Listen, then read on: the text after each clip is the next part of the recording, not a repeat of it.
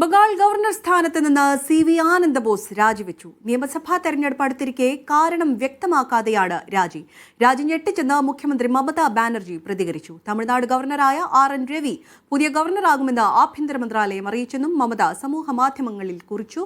Ladakh lieutenant governor Kavinder ഗുപ്തയും രാജിവെച്ചു. ആനന്ദബോസ് ഡൽഹിയിലെ ബംഗാൾ ഭവനിലെത്തി. വിവരങ്ങളുമായി D ധനസുമോദാണ് ചേരുന്നത്.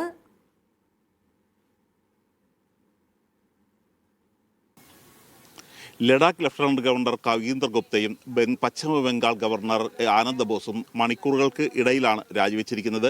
എന്തുകൊണ്ടാണ് ഇവർ രാജിവെച്ച് എന്നുള്ളൊരു കാര്യം ഇതുവരെ വ്യക്തമാക്കിയിട്ടില്ല. പൊളിറ്റിക്കൽ റീസൺ എന്നുള്ളൊരു കാര്യം മാത്രമാണ് വ്യക്തമാക്കിയിരിക്കുന്നത്. അതേസമയം ആനന്ദബോസ് പറഞ്ഞിരിക്കുന്നത് താൻ മതിയായ സമയം ഗവർണർ പദവിയിൽ ഇരുന്നു എന്നുള്ളൊരു കാര്യം തന്നെയാണ് വ്യക്തമാക്കിയിരിക്കുന്നത്. ഏതാനും നിമിഷങ്ങൾക്ക് മുമ്പാണ് ആനന്ദബോസ് ഈ വസതിയിലേക്ക് വന്നത്. ബംഗ്ലാ ഭവനിലേക്കാണ് അദ്ദേഹം എത്തിയത്. ബംഗ്ലാ ഭവനിൽ രാഷ്ട്രപതിക്ക് രാജി സമർപ്പിച്ച ശേഷമാണ് ആനന്ദബോസ് ഇപ്പോൾ ഡൽഹിയിലെ ബംഗ്ലാ ഭവനിലേക്ക് എത്തിയിരിക്കുന്നത്. ഈ രണ്ട് പ്രധാനപ്പെട്ട കാരണങ്ങളാണ് ചൂണ്ടിക്കാട്ടുന്നത്.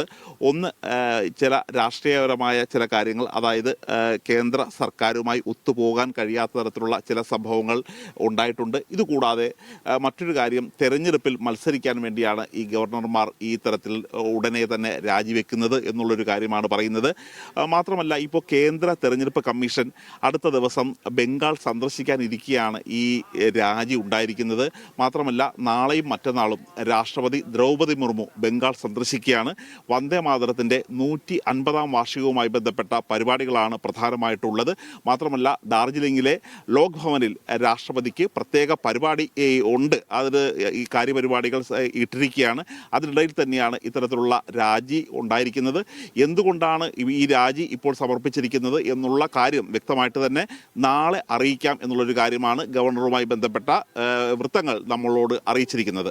ധനസുമോദാണ് വാർത്തയുടെ വിശദാംശങ്ങൾ നൽകിയത്.